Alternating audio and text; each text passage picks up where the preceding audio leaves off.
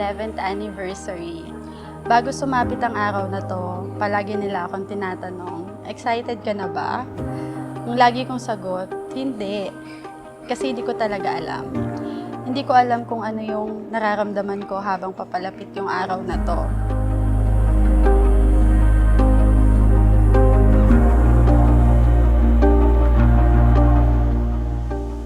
Eleven years na pala yung lumipas na parang kailan lang. Salamat sa Diyos sa pag-iingat sa puso at isip natin. Araw-araw laging may bago. Araw-araw meron tayong natututunan sa isa't isa. Parang nasa ligawan stage pa rin.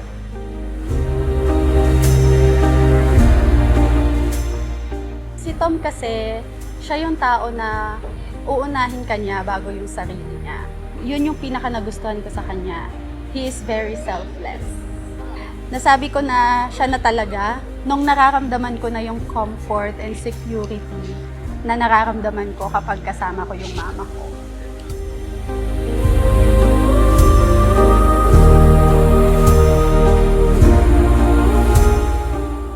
Actually, nung una ko nakita si Kim, nakikurious lang ako na parang malakas yung dating niya sa akin. Hanggang sa, ayun, as time goes by, doon ko nararamdaman na, ito na, siya na talaga yung gusto kong makasama.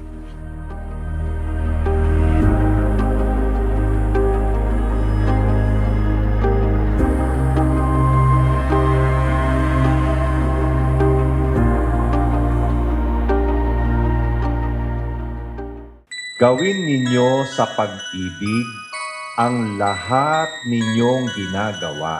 Mag-aasawa kayo, lalo namang dapat nagagawin ninyo sa pag-ibig ang pag-aasawa. I see beautiful days with you. I feel beautiful ways of loving you. You touch my heart so deeply, and I can't thank God enough for all the beautiful days with you. I feel beautiful ways of loving you. Everything is just so wonderful. Every little thing is just so beautiful when I spend it with you.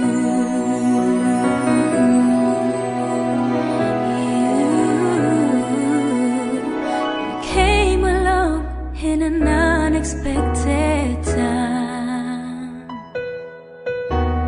It was so divine, knowing you are mine.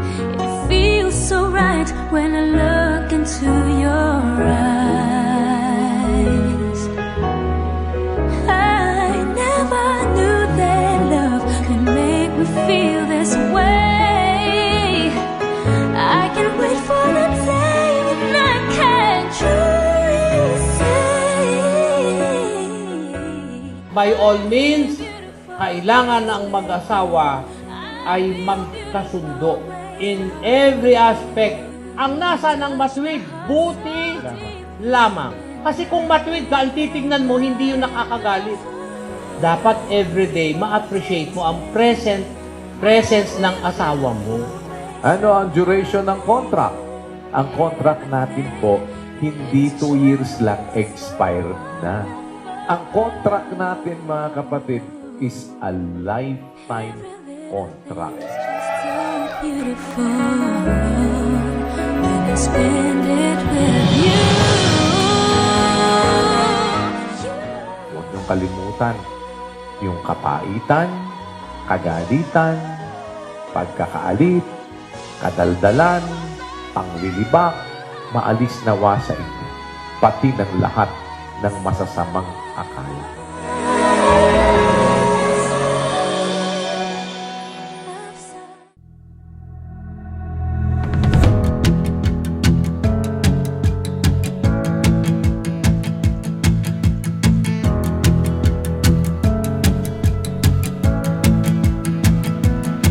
Suddenly I'm seeing everything so different. Like I'm looking at the world through a brand new lens. Every shade of green and blue, and it's all because of you. I'm seeing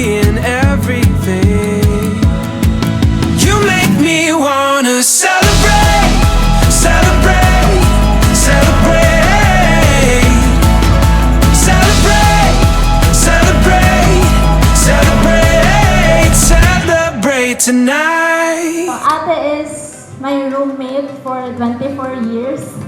She was the one who first taught me to smile in front of the camera.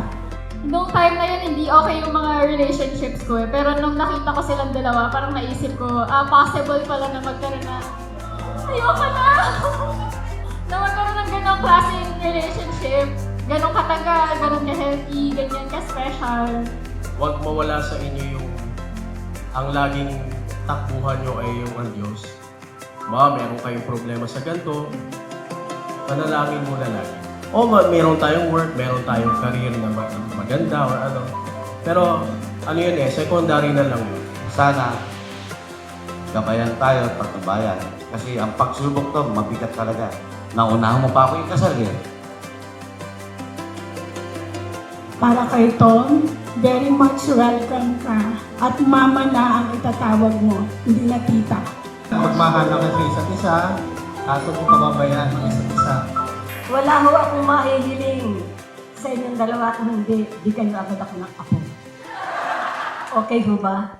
You make me wanna celebrate, celebrate, celebrate, celebrate, celebrate, celebrate. Lasing ako nun! Paano nagtitinda ng fishball yun? Paano di ako sasawsaw? Celebrate tonight. Celebrate tonight. Celebrate tonight.